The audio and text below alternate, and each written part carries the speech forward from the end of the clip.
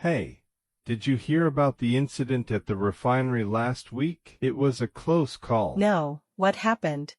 Apparently, there was a leak in one of the pipelines that went undetected for days. If it weren't for the routine leak testing, it could have been catastrophic. Wow, that's scary. But I'm glad they caught it in time. Leak testing is crucial in our industry, isn't it? It's one of the most important non-destructive testing methods. We have to ensure the integrity of our systems. I remember learning about different leak testing techniques during my training. Can you refresh my memory on how they work?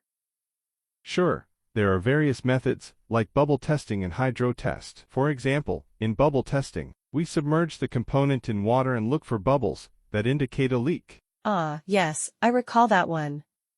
And what about that other method we learned about?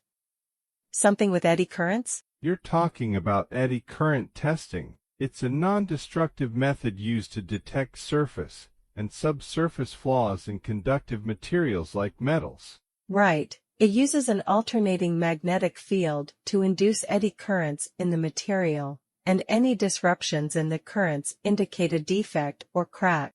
Precisely. It's particularly useful for testing welds, tubes, and other complex geometries that are difficult to inspect visually.